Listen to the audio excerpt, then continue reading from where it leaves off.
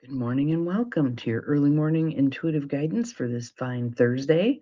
I'm Dr. Bonnie Nussbaum here with some words of wisdom to start your day off well.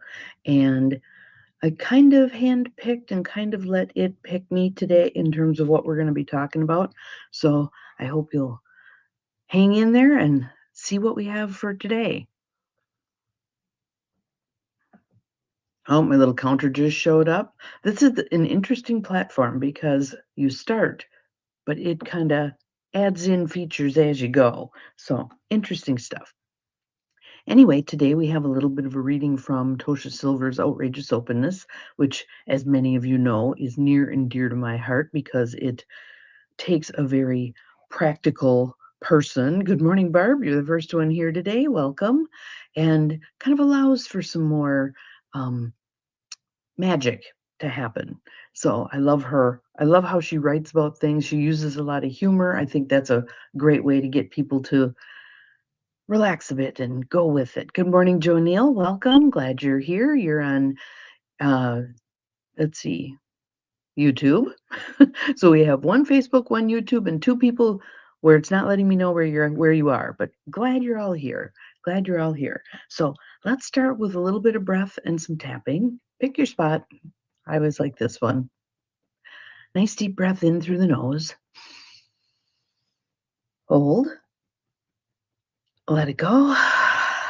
Filling your abdomen, your ribs, your chest, filling up everything as full as you can get it. Go. Let it go. One more refreshing, cleansing breath in and out. Awesome. So, for those of you who have never discovered Tosha Silver's Outrageous Openness, letting the divine take the lead, I think hopefully today introduces you to this tome and maybe moves you to buy a copy for yourself. It's even in Spanish. There's a Spanish version. How do I know this? Because I like buying them for friends and family, and unwittingly I bought a Spanish version at one point. Good morning, Gwen. Glad you're here. So I actually ended up taking that Spanish version and putting it in the little free library across the street at the middle school, hoping that because there's a significant student population who is Hispanic. So I thought, one of them, imagine someone in middle school getting introduced to this early. How lovely is that? So glad you're all here. For those of you who like to follow along in the book, we're actually at the very beginning. We're doing the introduction. And what came to me about this is there's value in going back and rebooting again and again and again. Why are we doing this? What questions are we asking? Where are we going from here? Just to set us solidly back on the ground, and maybe we adjust our path a little bit based on what we hear today. We'll see. So, introduction. This is her kind of telling the origin story of the book, but there's some beautiful nuggets in here. When you hear one, I invite you to put it in the feed. What speaks to you today? What speaks to you today? So she says, the stories in this book are adapted from 2 years of writing as the San Francisco Spiritual Examiner at examiner.com. Because of my long history as an astrologer, I initially assumed the columns might be about how to best navigate current and upcoming planetary cycles. Makes sense.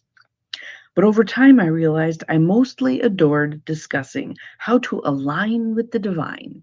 If you want to take a nugget with you, align with the divine. That's a great one. Independent of life's endless fluctuations. So imagine that just for a moment. Put your hand on your heart. Take a breath. Good morning, Beth. Glad you are here. Welcome. Imagine that aligning with the divine and that carrying you relatively smoothly through life's fluctuations. Imagine that. Imagine that.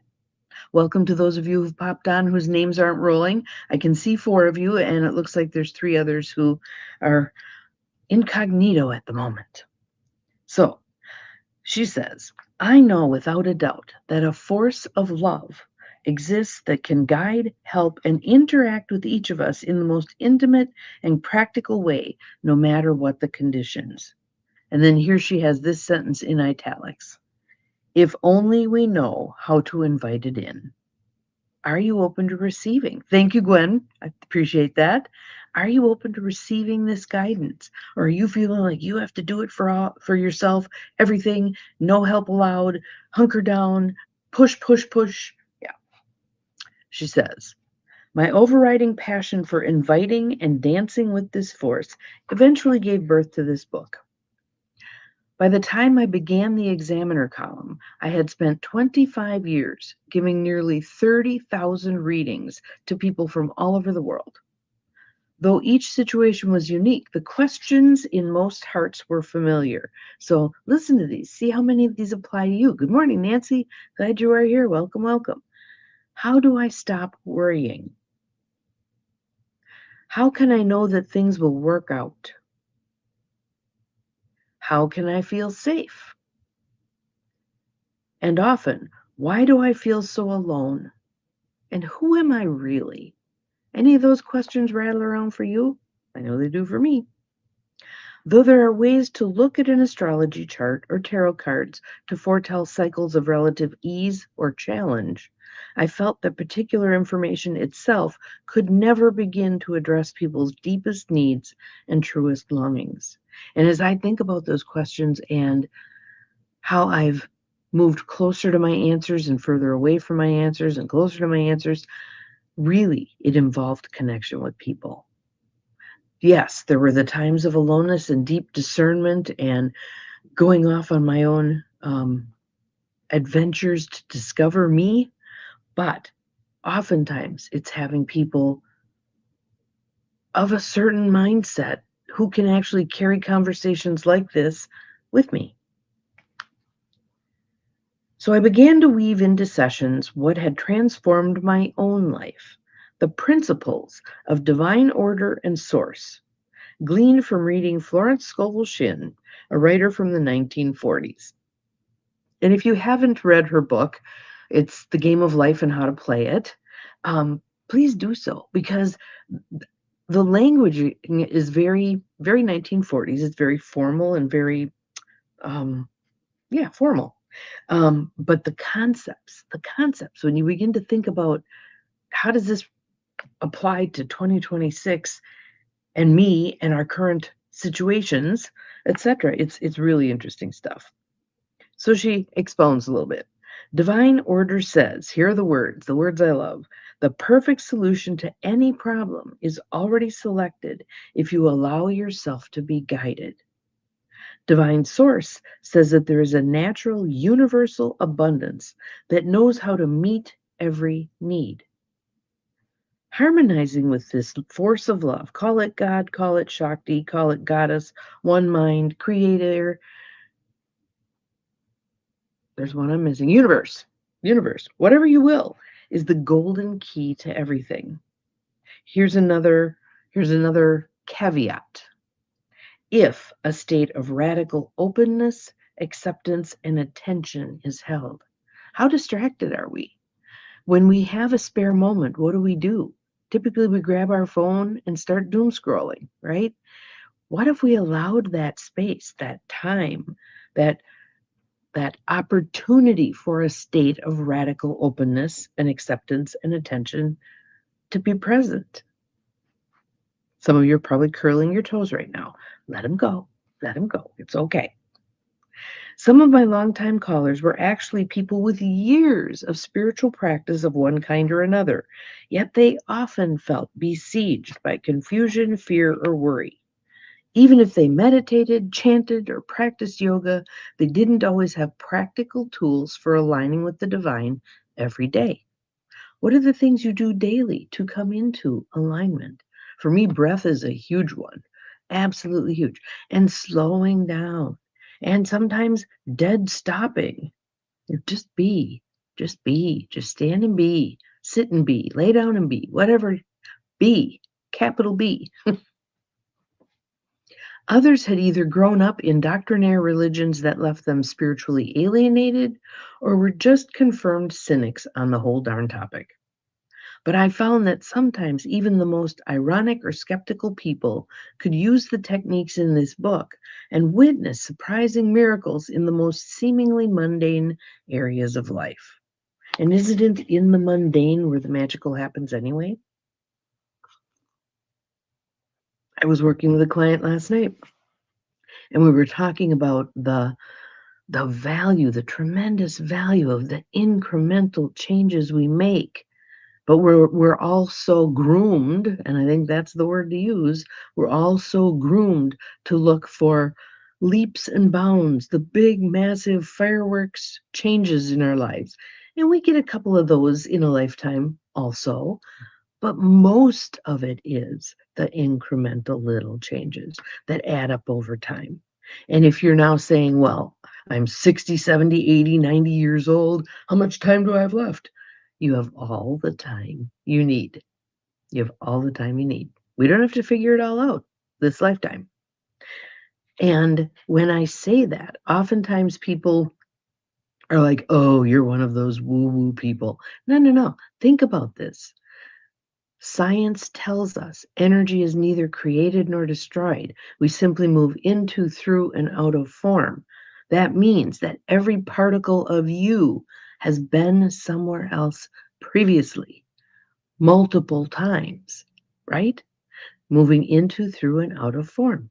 So when we pass away, what happens? All of this goes somewhere else. Might be sprinkled at Disneyland, whatever.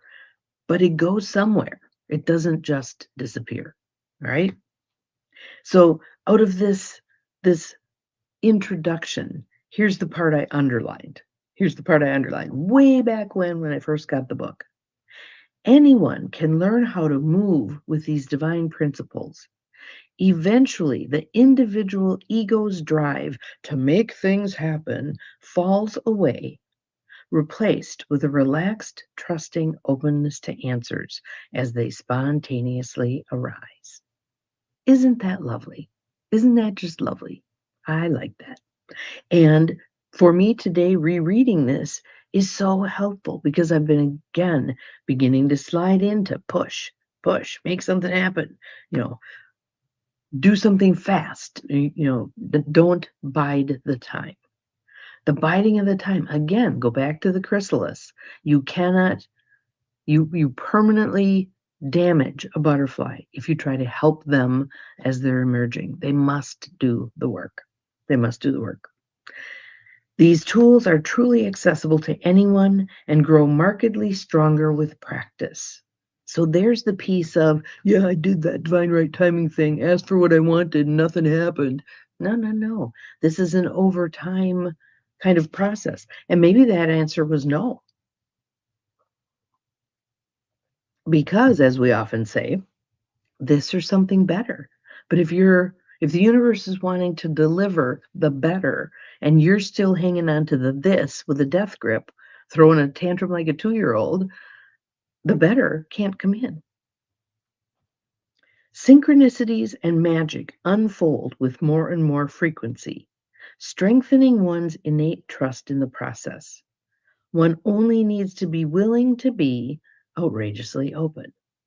So let's practice that just a smidgen today, okay? Want your shoulders back. Get those shoulders back. For women, often we're doing this thing. For computer people, we're often doing this thing. Get the head back, get the neck back, open up the heart space, all right? Take some breaths right into the heart space.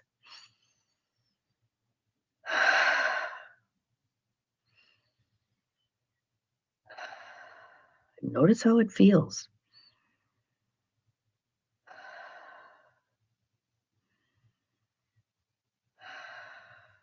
What do you notice? Put it in the feed. What do you notice when you take deeper breaths? I notice I become more aware. I'm more present when I'm breathing deeply.